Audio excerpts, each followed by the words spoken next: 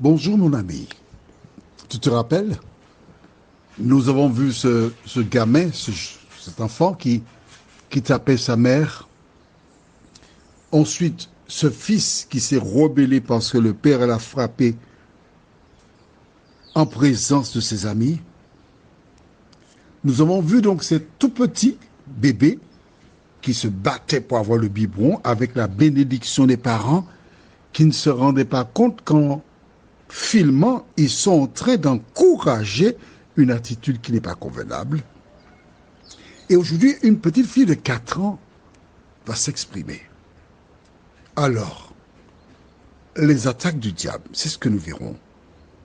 Juste avant, prions.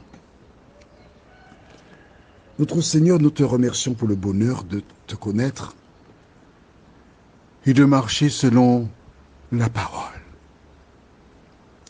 Merci pour la vie éternelle que nous avons en Jésus. Et tandis que nous prenons le temps pour voir ce thème, les attaques du diable, que le Saint-Esprit ouvre nos yeux afin que nous ayons les bonnes démarches, nous t'en prions. Au nom de Jésus et pour ta gloire éternelle. Amen. Il y a quelque temps, nous avons beaucoup parlé de petits-enfants à l'école et le gouvernement veut leur donner une éducation spécifique. La sexualité. Tu te rappelles? Certaines personnes se sont offusquées, sont montées au créneau, tandis que d'autres estiment que, bon, écoutez, ça fait partie de la vie, il n'y a pas de problème. D'accord? Mais voici une petite fille de 4 ans qui fait des bêtises. Et son père discute, échange avec elle. Et c'est très beau. J'invite tous les parents à faire du temps pour s'arrêter, parler avec les enfants, échanger par rapport à des situations comme celle-là. Et la petite fille, oui, je veux faire le bien, mais c'est mon cerveau. Moi, je suis un ange, mais c'est le diable. Elle a la connaissance de l'existence du diable. Elle sait que c'est le diable qui œuvre pour inciter les gens à faire le mal. Est-ce que tu as compris ça? Un enfant de 4 ans. Beaucoup de personnes, ça, concernant les enfants, déclarent « Mais non, quand elle sera plus grande, on abordera le sujet. L'enfant est trop jeune pour parler de ces affaires-là. » Un enfant de 4 ans te contredit. L'enfant de 4 ans sait que c'est le diable qui pousse à faire le mal. Pourquoi parle-t-elle du diable? Prenons nos Bibles, si tu le souhaites.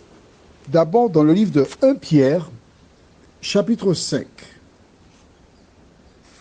au verset 8. 1 Pierre, chapitre 5, c'est à la fin de la Bible. Chapitre 5, le verset 8.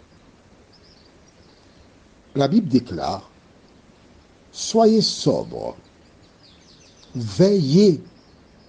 Votre adversaire, le diable, rôde comme un lion rugissant, cherchant qui il dévorera. » Tu as vu ça?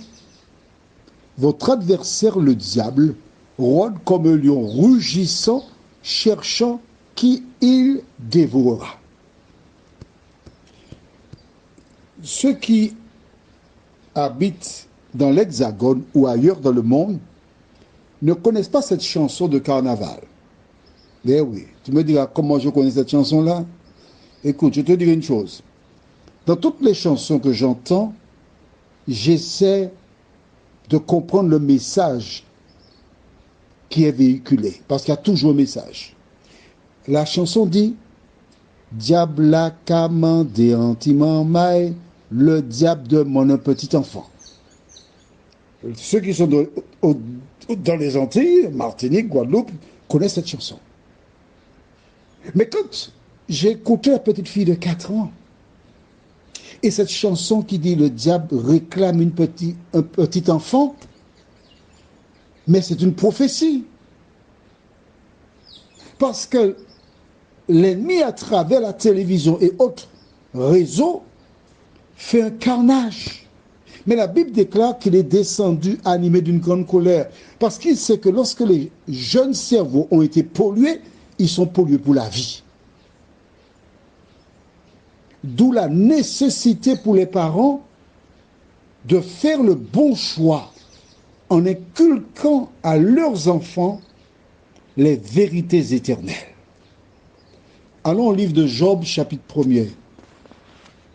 Job 1, versets 6 et 7.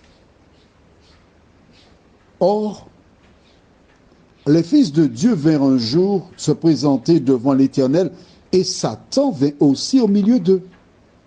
L'Éternel dit à Satan, « D'où viens-tu » Et Satan répondit à l'Éternel, « De parcourir la terre et de m'y promener. » Attention, quand il dit de parcourir la terre et de m'y promener, ce n'est pas pour faire une petite visite touristique, pour découvrir les chutes du Niagara ou encore le Rio Grande. C'est pas ça, non? Parce que tu as vu, nous avons lu dans 1 Pierre 5, verset 8, il cherche qui il dévorera. Voilà pourquoi il s'attaque aux petits-enfants. Mais dans les versets que nous venons de lire, et que certains découvrent pour la première fois, lorsqu'Ève et Adam rejetèrent le commandement de Dieu et obéirent à Satan, à partir de ce moment, il est devenu le prince de ce monde.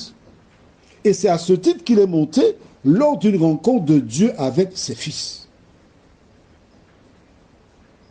Et là, il dit à Dieu ce qu'il fait. Franchement, oui, je parcours la terre, de long en large, je cherche des personnes à détruire. Quelle solution? Allons au livre de Deutéronome, chapitre 6. Beaucoup de personnes te disent qu'il ne faut pas lire l'Ancien Testament.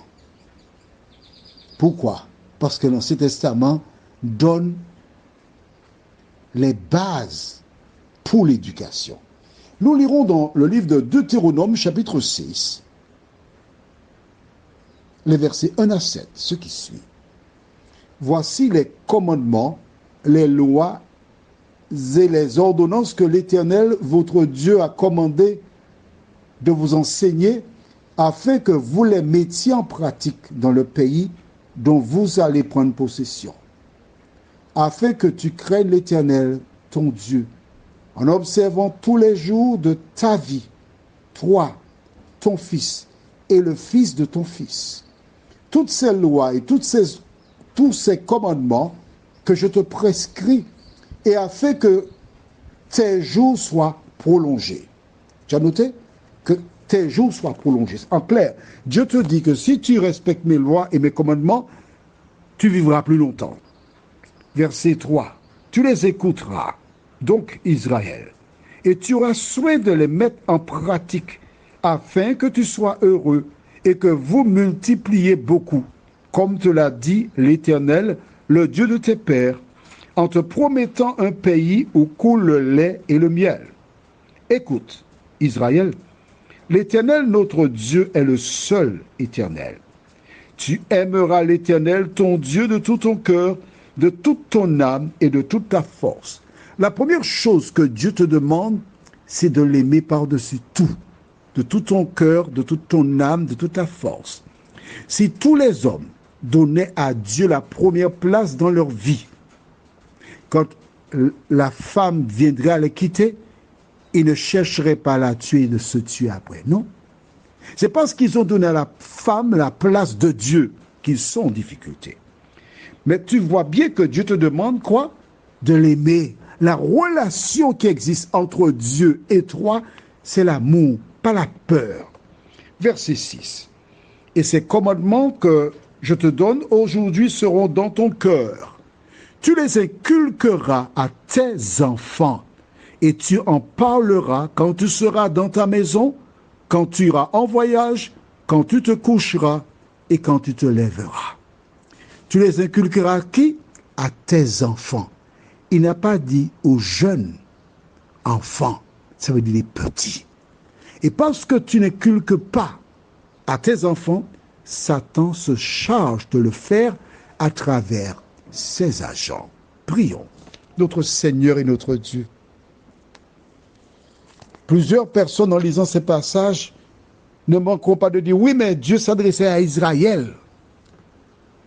Mais si ces personnes lisent Galates 3, verset 29, elles verront que Paul déclare, et si vous êtes à Christ, vous êtes donc la postérité d'Abraham, héritier selon la promesse. Seigneur, tu ne pourrais pas donner une loi à Israël et donner une loi différente aux autres personnes. Parce que la même base, c'est l'amour. Et lorsqu'on aime Dieu, on agit en conséquence. Merci pour ta parole. Merci pour ta présence. Merci de nous garder, nous t'en prions. Au nom de Jésus et pour ta gloire éternelle. Amen. Que l'Éternel continue de te bénir.